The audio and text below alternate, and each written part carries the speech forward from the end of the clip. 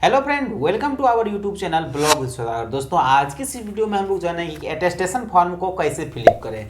तो बहुत लोग अभी ज्वाइनिंग के प्रोसेस में ही हों और बहुत लोगों को कहना था कि अटेस्टेशन फॉर्म यानी सत्यापन फॉर्म को हम कैसे फिलअप करें कि ताकि हमें वहां पर रद्द ना हो, यानी वहां से हमको निकाला नहीं जा। तो कैसे फिलअप करें, चलिए आज की इस वीडियो में जानने वाले हैं। उससे पहले यदि आप लोग इस चैनल पर नए हैं तो चैनल को जरूर सब्सक्राइब करें और अगर इस वीडियो को देख रहे हैं तो वीडियो को भी जरूर लाइक करें। तो सबसे पहले यहाँ पर है अटेस्टेशन फॉर्म, जिसको हम लोग सत्यापन फॉर्म भी कहते हैं। तो इसमें कहता है कि पूरा नाम और बड़े अक्षर में। तो आप देखिए, सभी का अटेस्टेशन फॉर्म आपके डिवीजन के अनुसार, आपके बोर्ड के अनुसार थोड़ा सा चेंज हो सकता है, लेकिन अधिकांश बातें सेम ही रहता है। तो इसलिए मैं किसी पार्टिकुलर एक बोर्ड का बता रहा हूँ। जिस तरीका से मेरा बोर्ड का था उसी तरीका से आपका भी होगा, थोड़ा सा चेंज हो सकता है लेकिन वही रह सकता है।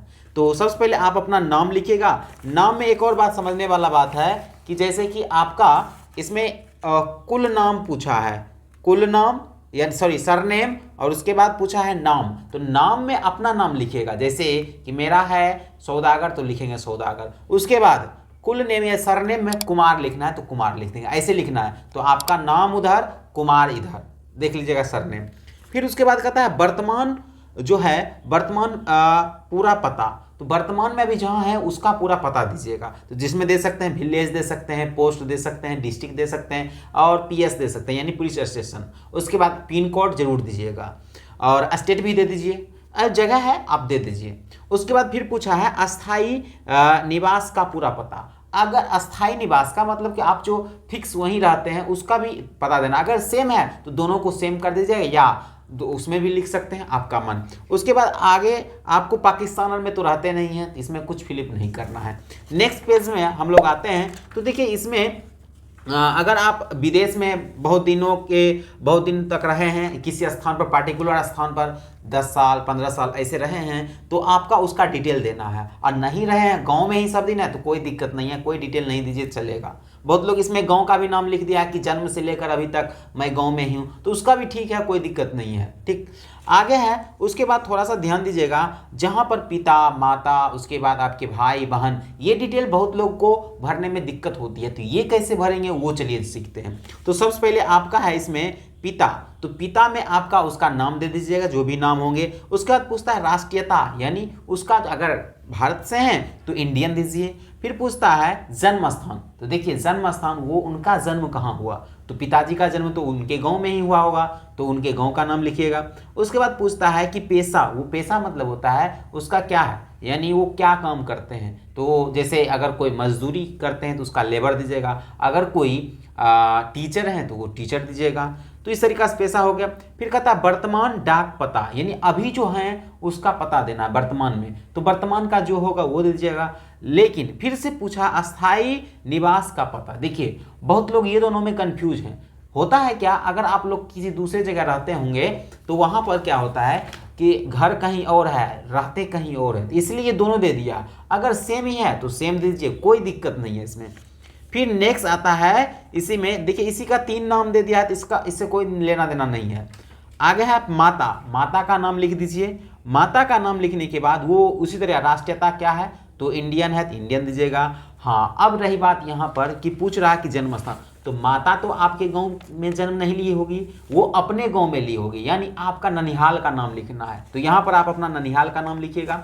उसके बाद पूछा है इसका पेशा। तो अगर माता खाना बनाती है तो इसमें हाउसवाइफ। अगर किसी की मम्मी हो सकता है टीचर होगी तो टीचर दीजिएगा, यानी जो भी तो पेशा आप अनुसार दे सकते हैं। फिर है उसी तरीका से वर्तमान का पता। तो वर्तमान का पता जहाँ भी हैं वहाँ दीजिएगा। और ये पूछ रहा अस्थाई निवास, अगर वो उनका घर वहीं अस्थाई निवास यानी वहीं पर बना है तो वो सेम पता दीजिएगा आप ई का गाँव का। फिर आते हैं हम लोग भाई का। देखिए जिनको पति या पत्नी होगा, अगर बहुत लोग मैरिड होंगे तो वो पति पत्नी का डिटेल दे सकते हैं, यानी पति होंगे तो वो पत्नी का देंगे और पत्नी होगी तो वो पति का डिटेल देंगे। लेकिन अगर वो जिनको अनमैरिड हैं या जो बैचलर हैं तो वो कुछ नहीं इसमें भरें, छोड़ दीजिए। ठीक, चलिए आगे है भाई। तो भाई में क्या करें, आपका जितना भी ब्रदर है। बहुत लोग ये सोच रहे होंगे क्या भाई में मैं अपना नाम भी दूं। अपना नाम नहीं दीजिएगा, अपना नाम नहीं देना है। भाई में क्या करना है, आप अपना नाम नहीं दीजिएगा, यानी उसमें जो आपसे चाहे छोटे हो या बड़े हो, आपको छोड़कर जो होंगे उन सभी का नाम देना है। तो भाई में जितना भी है, चाहे 3 हो, 2 हो, 1 हो, उन भाई का नाम लिख दीजिएगा। उसके बाद वो इंडियन हैं या कहाँ के हैं, पाकिस्तानी हैं या कहाँ के हैं, वो डिटेल दे दीजिएगा। तो फिलहाल तो सब भारत से ही होंगे तो इंडियन दीजिएगा। उसके बाद उनका जन्म स्थान कहाँ है, तो जन्म स्थान तो आपके गाँव ही है तो वो गाँव का दे दीजिएगा। हाँ, बहुत लोग ये करेंगे कि मेरा छोटा भाई मेरे ननिहाल में पैदा लिया, तो देखिए ऐसा नहीं है। नॉर्मल चीज़ ये सब जन्म स्थान अगर बोले तो आपका गांव ही होता है, इसलिए ये मत सोचिएगा कि मेरा छोटा भाई या ये भाई ननिहाल में पैदा हुआ तो वहीं का देंगे, एक का यहाँ, ऐसा मत करिए। ये अटेस्टेशन फॉर्म है सत्यापन करने के लिए क्या आप सही बोल रहे हैं या ऐसे। तो ये मतलब अगर यही है, गाँव का ही है तो गाँव का दे दीजिए, जन्म स्थान तो वहीं है। ठीक, आधार कार्ड पर भी तो जन्म स्थान तो गाँव का ही होगा, ऐसा नहीं है कि उसका ननिहाल का होगा, तो इसलिए गाँव का ही दें, बेहतर रहेगा। उसके बाद वो पेशा में देखिए बहुत लोग इसमें होंगे जो स्टूडेंट होंगे, तो वो स्टूडेंट दीजिएगा। हो सकता है कि इनके ब्रदर या कहने का मतलब छोटा हो या बड़ा हो भाई जॉब भी करते होंगे तो जॉब का डिटेल दे दीजिएगा। उसके बाद पूछता है इसका जो वही पता, देखिए अस्थाई पता और एक होता है वर्तमान पता, तो दोनों में कंफ्यूज मत होइए। अगर दोनों एक ही जगह रह रहे हैं सब दिन से, डाक भी वही है, तो आप वही दीजिए, दोनों दे दीजिए एक ही। उसके बाद आता है बहन का, तो बहन में क्या है, तो अगर विवाहित बहन है तो उसमें बहन का नाम लिखने के बाद क्या करिए, वो तो जिस तरीका से देते हैं इंडियन, उसके बाद आपका जन्म स्थान तो सेम ही होगा बहन का, लेकिन रहने का मतलब ये है कि पेशा तो लिख दीजिएगा, अगर हाउस वाइफ होगी तो हाउस वाइफ या स्टूडेंट होगी तो स्टूडेंट। लेकिन यहाँ पर है कि वो बहन जो है वर्तमान डाक का पता, तो वर्तमान डाक का पता अभी तो वो वाला दीजिएगा, उनकी जो ससुराल का है वो चीज़। अगर जन्म स्थान पूछे तो यहाँ का दीजिएगा, लेकिन अगर उनका पूछे कि वो कहाँ मतलब अभी फिलहाल अस्थाई पता और फिक्स है कि वहीं रह रही है, तो उनके जो घर होंगे उनका डिटेल दीजिएगा। ठीक, यहाँ पर यही एक कन्फ्यूज़न था। और इतना होने के बाद आगे बढ़िएगा तो फिर से आपको खुलेगा पुत्र पुत्री का विवरण। अगर हैं किन्हीं को पुत्र पुत्री तो उसका विवरण दे सकते हैं, नहीं है तो छोड़ दीजिए।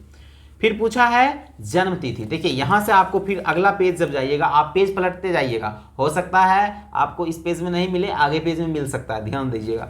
जन्म तिथि आप अपना दीजिएगा, और थोड़ा सा जब भी लिखते हैं तो फ्रेश लिखिए, बहुत लोग को फॉर्म लिखने में थोड़ा सा दिक्कत कर देता, फ्रेश लिखिएगा तो बेहतर होगा। तो जन्म स्थान जो जन्म तिथि, तो जन्म तिथि में आप अपना डेट ऑफ बर्थ दे दीजिएगा। उसके बाद वर्तमान आयु, अभी कितना वर्ष हो रहा है ये लिखना है, बहुत आगे बढ़ा के मत लिखिएगा कि अगर हमें 24 पूरने वाला है, 2 महीना कम है तो 24 मत लिखिएगा, क्योंकि वो शुरू का ही लिखिएगा। 23 साल लिख सकते हैं ऐसे करके, या 23 साल 10 मंथ ऐसे लिख सकते हैं, या ना कि ऐसे कि हमको अभी 3 महीना बचा है हम दे देंगे पूरा, ऐसा ना करिएगा। उसके बाद ये पूछता है कि मैट्रिक पास करने का समय आपकी आयु कितना थी, तो अधिकांश तो लोग तो 16 वर्ष में करते हैं, तो लेकिन फिर भी आप अपने अनुसार देख लीजिएगा कितने साल में मैंने मैट्रिक पास किया। फिर है उसके बाद जन्म स्थान, जन्म स्थान के साथ साथ है जिला राज्य। देखिए जन्म स्थान जहां आपका जन्म हुआ वो लिख दीजिएगा, उसके बाद उसकी में वो किस जिला है वो लिखिएगा, और कौन सा राज्य है वो भी लिख दीजिएगा। फिर है जिला तथा राज्य जहां के रहने वाले हैं, आप जहां के रहने वाले हैं वो चीज़ जिला और राज्य का नाम लिख दीजिएगा, कोमा दे के, जैसे कि जिला है तो जिला दे के बाद कोमा दे के राज्य का नाम लिख दीजिए।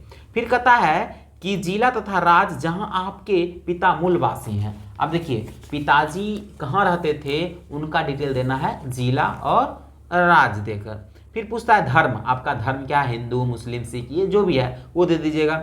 फिर पूछता है क्या आप अनुसूचित जाति या अनुसूचित जनजाति से, अगर हैं तो लिखिएगा हाँ, नहीं है तो नो लिख दीजिएगा। उसके बाद आता है क्वालिफिकेशन वाला बात, तो देखिए ये चीज़ जरूर भरिएगा कि 15 वर्ष की आयु के से स्कूल कॉलेज जहाँ भी पढ़े होंगे ये चीज़, जैसे कि मेट्रिकुलेशन कहाँ से किए, तो मेट्रिकुलेशन में प्रवेश तिथि जो है वो पूरा डेट मत लिखिएगा, उसका ईयर लिख दीजिएगा, ईयर। जैसे कि अगर आप 2016 में किए होंगे प्रवेश तो 2016, अगर पास 2017 में किए होंगे तो 2017, अगर 2007 में किए होंगे इन, और 2008 में आप लोग पास हो जाइएगा, यानी जो एडमिशन करते हैं वो चीज़। 10th अगर एडमिशन 7 में किए तो 7 लिखिएगा प्रवेश तिथि, अगर ये 10th पास होते हैं 8 में तो 8 लिखिएगा, इस तरीक़ा से। और लिख दीजिएगा इधर कौन सा, तो 10th भी लिख सकते हैं या मेट्रिकुलेशन भी लिख सकते हैं। फिर है आप आगे बढ़ते जाइए, अगर कॉलम नहीं होगा आप में तो नीचे कॉलम बना के लिख दीजिएगा। तो दूसरा है आप कॉलेज, जैसे कि आप मेट्रिकुलेशन कर लेते हैं तो 12th जाइएगा, 12th का डिटेल दीजिएगा, उसी तरह से ग्रेजुएशन का दे दीजिए। बस ये सब देने के बाद अगर कोई ITI किए हैं तो ITI दे सकते हैं। आगे बढ़िएगा तो आप लोगों को इसमें पूछता है कि क्या आप केंद्रीय या राज्य सरकार की या किसी सरकारी निकाय से स्वतंत्र निकाय सरकारी, अगर आप सरकारी जॉब करते हैं तब ये है, नहीं अन्यथा ही छोड़ सकते हैं।